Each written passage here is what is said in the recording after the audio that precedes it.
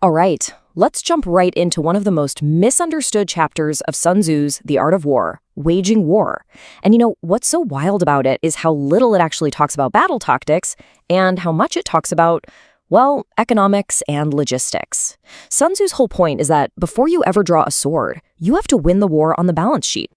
This is the question that's really at the heart of the entire chapter. I mean, think about it. If you win every battle, but your country is bankrupt, your people are starving, and your army is just a shadow of its former self, did you really win? Sun Tzu would say absolutely not. That's a trap, and he's showing us how to avoid it.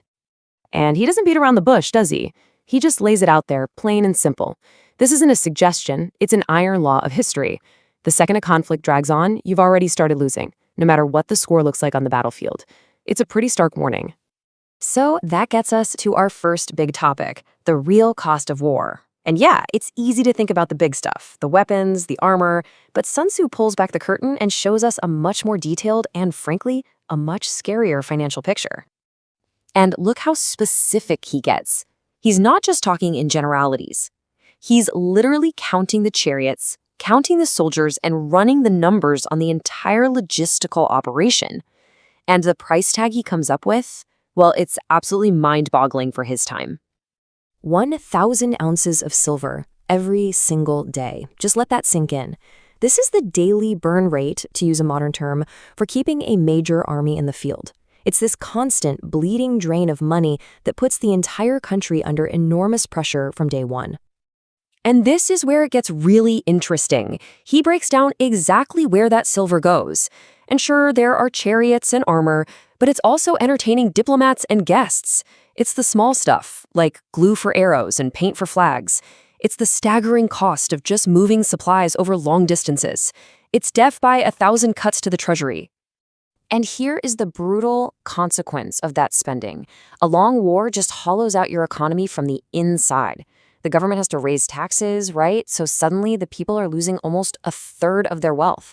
At the same time, the state itself is burning through 40% of its own money just on the war. It's a recipe for total economic collapse.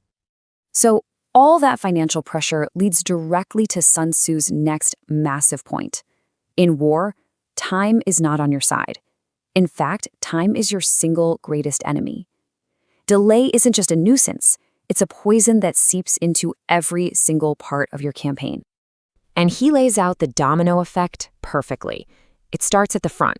Your weapons get dull, and your soldiers' spirits just get crushed. As their will to fight drains away, the money back home completely runs out.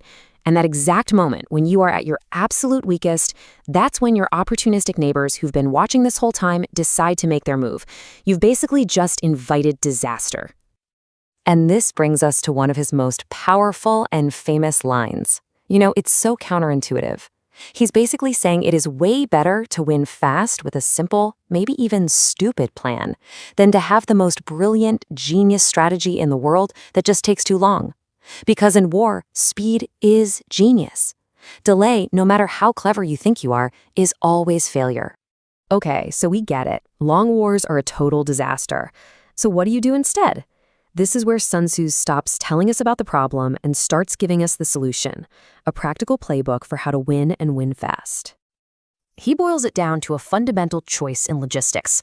Option 1, you can try to drag this massive supply chain from your home country, which makes your people poor and raises prices for everyone. Or you can do the smart thing, live off the enemy, forage on their land. This doesn't just solve your problem, it actually makes them weaker. It's a total win-win for you. And the numbers on this are just staggering. He says 1 cartload of food you take from the enemy is worth 20 cartloads that you have to ship from home. I mean, just think about that. That is not a small improvement. That is a massive, game-changing advantage. And this brilliant idea goes way beyond just food. A smart general uses everything the enemy has to get stronger. You motivate your own troops with rewards. You capture their chariots and literally repaint them and use them as your own. You treat prisoners of war well, so you can use their skills.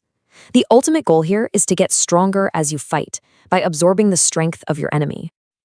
Which brings us to Sun Tzu's final and maybe most important point. All of these strategies, all of this wisdom, it all comes down to the person in charge. It rests squarely on the shoulders of the leader. And that leader needs to have one thing crystal clear in their mind. The goal is not just to fight. The goal is not to have a long, glorious campaign. The great object is victory. A quick, decisive end to the fighting that leaves your nation strong. That's it. And this really says it all, doesn't it? The leader is the arbiter of the people's fate. A general who understands these rules can bring their nation peace and prosperity, but one who ignores them, one who gets bogged down in a long, costly war, puts the entire nation in danger. The stakes just could not be any higher. So yeah, Sun Tzu was writing thousands of years ago, but this is all so relevant. Think about it in modern terms. A hostile corporate takeover, a bruising political campaign, even just a project at work that drags on and on forever. What's the hidden cost of that delay? What resources are you burning through? And more importantly, who's watching and waiting for you to exhaust yourself? It's a question worth asking.